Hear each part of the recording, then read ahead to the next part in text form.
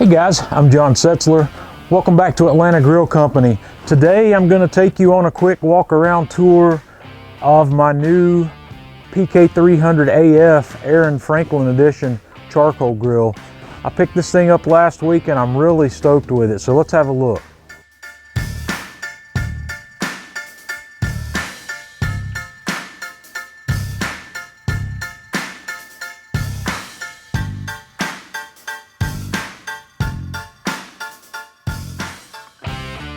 If you are not already familiar with PK grills, one of the things that sets these grills apart from everybody else is the actual grilling capsule. This guy is made out of cast aluminum, and for all practical purposes, this thing is indestructible. The Aaron Franklin model of the new PK grill comes with two side tables, and both of these side tables fold down very easily and they lift back up. The standard model of this grill only comes with one side table, and it is on the right side. The Aaron Franklin model also comes with this belly table, they call it, or hip table. It's just a small table that's got some metal rods on it that you can use to hang things on. You can hang a towel, hang your cooking utensils, or whatever on the front of this grill. The brackets that hold this hip table in place also have a little hook on each side, where you can, once again, you can hang something from that on either side if you like. One of my favorite features of this model of the grill is these brackets underneath the grill capsule.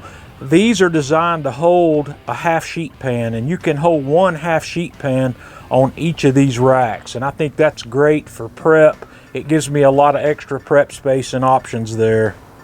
On the bottom of the cart, we have a very sturdy shelf that you can use once again to store any equipment or accessories that you might want to use with this grill.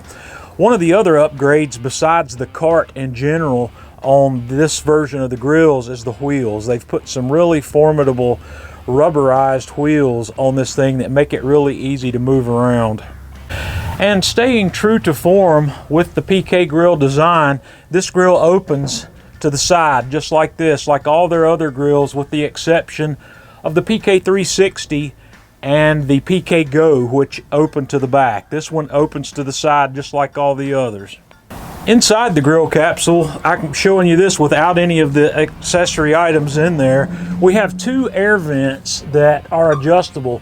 There's a lever on the bottom where you can adjust how much airflow is coming in and from which side of the grill. And another nice upgrade this grill has is there are covers that sit on the top of these that allow you to keep ash or hot embers of any kind from falling out of the bottom of this grill. And sitting above that, we have the charcoal grate. We have a really heavy-duty charcoal grate that sits in place here, and that's where you can set your hot coals. You can use lump, you can use charcoal briquettes, or whatever suits you for fuel in this grill. And then in the top position, we have our standard grill rack, which is 22 inches by 14 inches if I measured that correctly. This also opens up where you can access your coal on the right side. You can add coal to it, add wood chunks for smoking, or whatever you might want to do, or you can just take it off and leave that guy off completely. If you decide you want to use this grill for simple direct grilling, you can very easily take the lid piece off and just set it aside where it is not in your way, and then you have full access to your entire grill and both side shelves without having to worry about where the lid is or if it's in your way. On the top side of this grill, you have two more air vents that are fully adjustable.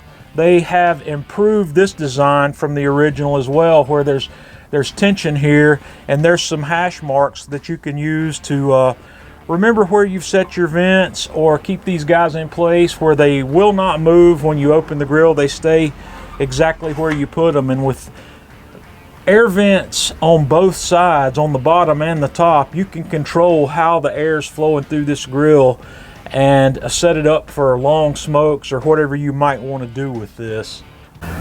On the left-hand side of the top portion of this grill, there's a knockout here for an external analog thermometer, and the grill also comes with the bezel that you need for that. The analog thermometer is an add-on upgrade for this grill, and I meant to buy one when I bought this grill and I just forgot to do it, but I will be adding the Tell-Tru thermometer to this as well.